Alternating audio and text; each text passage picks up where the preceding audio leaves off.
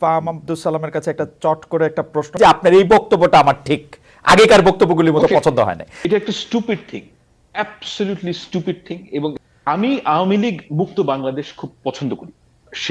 শেখ মুজিবুর রহমানের যে পরিবার, এটা একটা ডাকাত পরিবারটাই। আপনি কি মনে করেন জনাব ফাহাম আব্দুল সালাম, জনাব তারেক রহমানের এই মুহূর্তে দেশে ফেরা উচিত? আমি মনে করি এখন যে অবস্থা এখন ঠিক আছে। এটার কারণ কি আপনি একটু ব্যাখ্যা করবেন? জামায়াতে ইসলাম শিবিরের ছেলেমেয়েরা এটার মধ্যে শরিক ছিল। ইটস পুরো দেশের মানুষ যখন একত্র হয়েছে তখনই এই আন্দোলনটা তার যে চট করে প্রশ্ন করবেন খালেদ মহিউদ্দিন। তাদের আপা যেইভাবে চট করে এই দেশে ঢুকে যেতে চান, সেভাবেই চট করে প্রশ্ন করতে চান খালেদ মহিউদ্দিন। ফাহাম আব্দুল সালামের কোন বক্তব্যটি পছন্দ হয়নি খালেদ মহিউদ্দিনের, সেটা আমরা দেখব।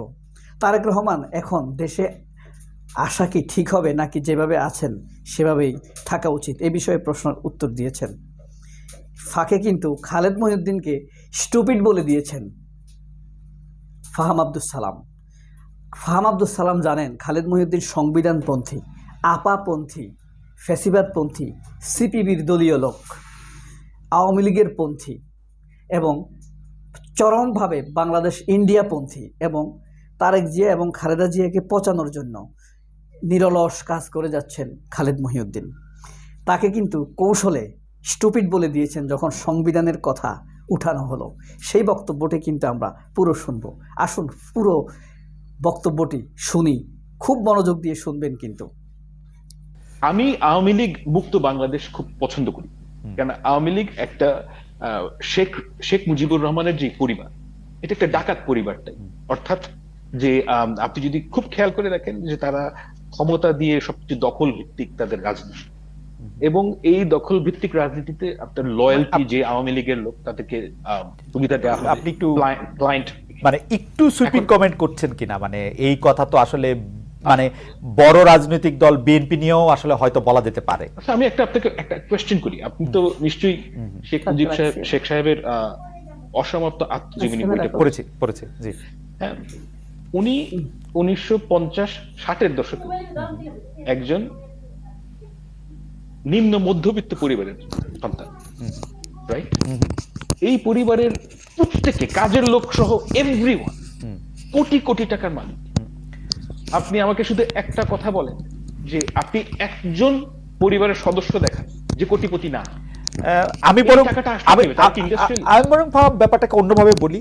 1950 সালে মোটামুটি একটা পাটের দোকানে কাজ করেছেন এরকম যে লোক আছেন, সেই ধারাবাহিকতা যদি বজায় থাকে 2024 সালে এসে তাদের মধ্যে অন্তত 50 জন কোটিপতি হয় নাই, এরকম লোক আপনি আসলে বাংলাদেশে পাবেন না। বাংলাদেশে কিন্তু আসলে যারা বেতন পেয়েছেন, মানে তার জন্য রাষ্ট্রপ্রধান হইতে হয় না।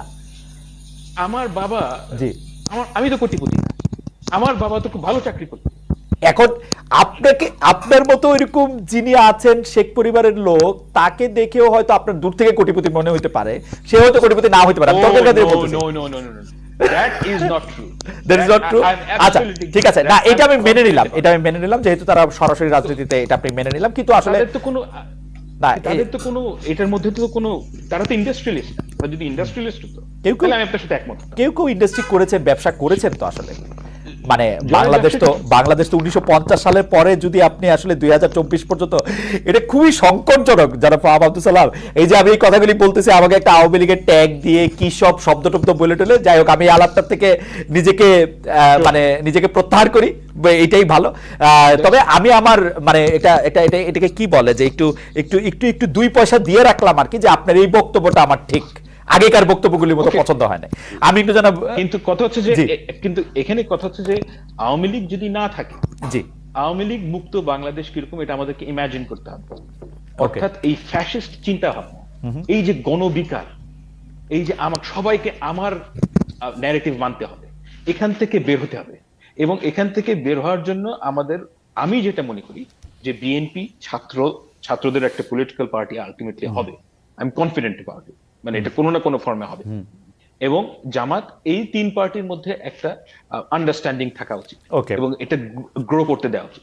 ওকে, আন্ডারস্ট্যান্ডিং এবং গ্রো করতে দেওয়ার খুবই চমৎকার বলে। আপনি একটু বলবেন কিনা যে রাষ্ট্রের এই 4 মূলনীতি থাকার দরকার কি, এবং সেটা আপনি একটু বলবেন কিনা যে রাষ্ট্রের এই 4 মূলনীতি থাকার দরকার কি, এবং সেটা এটা একটা stupid thing, absolutely stupid thing, এবং এই কাজটা যারা করেছে তাদের কোনো আইডিয়াই ছিল না তারা কি করছে। কারণ এটা সবচেয়ে বড় কথা হচ্ছে যে ধরেন যেই সমস্ত আইনে আপনি ক্যাপিটাল, ধরেন গণতন্ত্র আছে, গণতন্ত্রে মানে ইনভায়োলেবিলিটি অফ প্রাইভেট প্রপার্টি আছে, সেটা একটা জিনিস।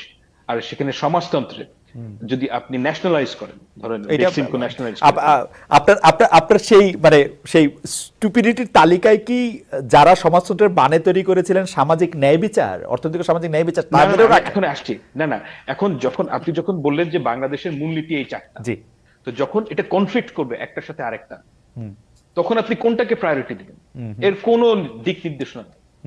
যখন সমাজতান্ত্রিক ভাবে আপনি বেক্সিমকোকে প্রাইভেটাইজ করা, ইটস পারফেক্টলি অ্যাকসেপ্টেবল, কিন্তু আপনি যদি গণতন্ত্রের পয়েন্ট অফ ভিউ থেকে আসেন, তাহলে আপনি প্রাইভেট প্রপার্টি সরকার কেড়ে নিতে পারবেন। এখন এটা যদি আপনি মামলা করেন, সরকার যদি করতে চায়, সরকার দুটো কাজই রাস্তা ওপেন রাখছে, কিন্তু কনফ্লিক্ট করলে আপনি কোর্ট অফ লতে গিয়ে কিভাবে বলবেন যে কোনটাকে প্রায়োরিটি দেওয়া হবে? কেউ জানে না। যে একটা রাষ্ট্রের মূলনীতি কি, এটা বলার জায়গা সংবিধান না। কোথায় বলবে, বলবে কোথায়? তাহলে এটা কোনো বলার দরকার নাই, আপনার কোনো বলার এত বইলেও তো না, কিন্তু এতবার বইলেও তো গণতন্ত্র, সমাজতন্ত্র, ধর্মনিরপেক্ষতা, জাতীয়তাবাদ পৃথিবীর শ্রেষ্ঠ চারটা শব্দ আমাদের কাছে কোনো মানেই তৈরি করে না। এত বলার পর না আমাদের নেতাদের কাছে করছে, না শেখ মুজিবুর রহমানের কাছে করছে, না জিয়াউর রহমানের কাছে করছে, কারো কাছে তো করে নাই, না খালেদা জিয়ার কাছে করছে, না শেখ হাসিনার কাছে করছে। So why do you put it? That is the question. মানে আমি তো এই পর্যন্ত জীবনে সংবিধানের ব্যবহৃত হইতে দেখলাম না কোর্টের মধ্যে আইনি প্যাচ লাগানো ছাড়া। রাষ্ট্র পরিচালনা সংবিধানের কোনো ভূমিকা নাই। রাষ্ট্র পরিচালনা হচ্ছে বেগম খালেদা জিয়া যা বলবেন তা, এবং শেখ হাসিনা যা বলেছেন তা। খালেদা জিয়া ওরকম মানুষ নন, আমি জেনে বলছি। আচ্ছা ঠিক আছে, ঠিক আছে, খালেদা জিয়া ওরকম মানুষ নন। আমরা নিশ্চয়ই আবার দেখবো ওনাকেও। কিন্তু আমি বলছি যে বাংলাদেশের সংবিধান যার যতটুকু ফাংশন করতে লাগে অতটুকু দেওয়া এনাফ। ওকে, এত অপ্রয়োজনীয় কথা বাংলাদেশের সংবিধানে আছে, এটা চিন্তার বাইরে। এখানে একটি চমৎকার জিনিস খেয়াল করেছেন, সংবিধানের 4 মূলনীতি, ন্যায় বিচার, সামাজিক ন্যায় বিচার, আস্থা ভরসা, এইসব নিয়ে সমাজতন্ত্র, এসব 4 মূলনীতির কথা যখন বলেছে, খালেদ মহিউদ্দিন কিন্তু 72-এর সংবিধানপন্থী, বাকশালপন্থী লোক, নিঃসন্দেহে। এবং এটা বলার সাথে সাথে ফাহাম আব্দুস সালাম আর দেরি করেননি, চামে স্টুপিড বলে দিয়েছেন। খালেদ মহিউদ্দিনের চেহারা মোটামুটি তেলে হয়ে গিয়েছে, ঝুলে গিয়েছে।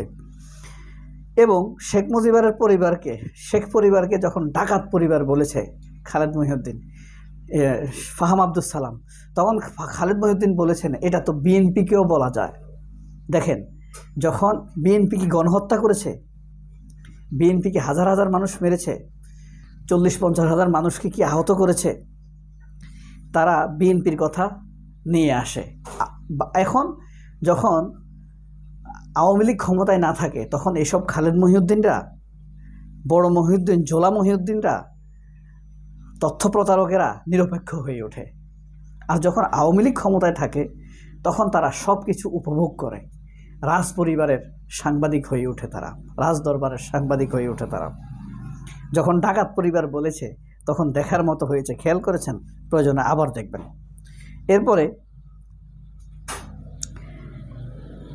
বিএনপিকে সব কিছুতে জড়িয়ে ধরা, খালেদ মহিউদ্দিন সংবিধানপন্থী হিসাবে খালেদ মহিউদ্দিনকে মোটামুটি তুড়ি মেরে উড়িয়ে দেওয়া ব্যাপারটা আপনাদের কাছে কতটা উপভোগ্য হয়েছে বলে মনে করেন? সবাই অনেক ভালো থাকবেন, সুন্দর থাকবেন। আল্লাহ হাফেজ, আসসালামু আলাইকুম।